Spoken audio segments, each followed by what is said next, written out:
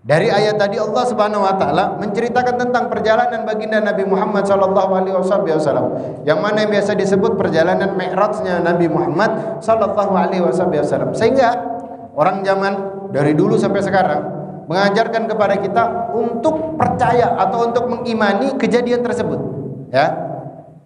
Mau kita rasa ini di luar logika atau masuk dalam logika, tapi kita diminta untuk mengimani kejadian tersebut. Betul? Akan tetapi para ulama bilang, kalau kita mengimani sesuatu yang di luar logika itu kadang bingung. Bagaimana mungkin mengimani sesuatu yang di luar logika? Maka kalau kita mau bilang, tergantung dari sudut pandangnya orang masing-masing.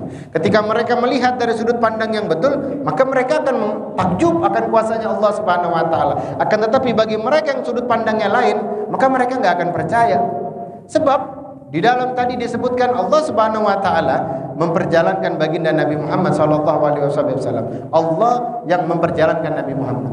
Kalau kita bilang itu nggak akan mungkin, artinya kejadian tersebut Nabi Muhammad yang berjalan di waktu itu.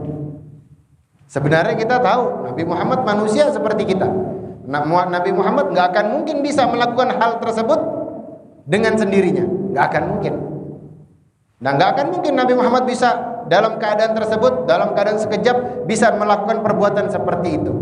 Makanya dibilang itu Nabi Muhammad SAW halnya sama seperti kita, yakni manusia biasa. Sehingga manusia biasa nggak akan bisa melakukan perbuatan seperti itu, yakni perjalanan yang sangat luar biasa, yang istimewa.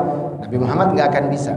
Sampai kalau kita baca di dalam kalimat pertama di dalam surah Al-Isra tadi, Allah menyebutkan subhanalladzi. Ya, Allah menyebutkan subhanalladzi. Artinya maha suci Allah.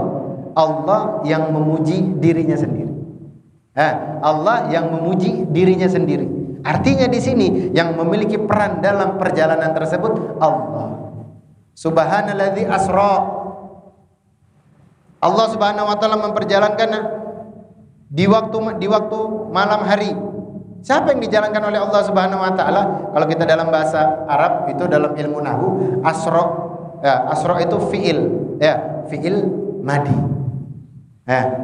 Nabi Muhammad itu objeknya. Kalau kita lihat dari segi pandang seperti itu, Nabi Muhammad nggak akan bisa berangkat seperti itu kecuali diperjalankan. Maka di sini Nabi Muhammad disebut oleh Allah Subhanahu wa taala sebagai objeknya. Lalu setelah itu siapa fa'ilnya? Siapa pelakunya dalam perjalanan tersebut? Allah Subhanahu wa taala. Apa? Subhanalladzi. Maha suci aku, kata Allah. Maha suci aku, kata Allah Subhanahu wa taala. Artinya apa? Perannya di situ Allah Subhanahu wa taala. Kalau kita lihat sudut pandang seperti itu, maka akan kita dapati yang memperjalankan adalah Allah Subhanahu wa taala.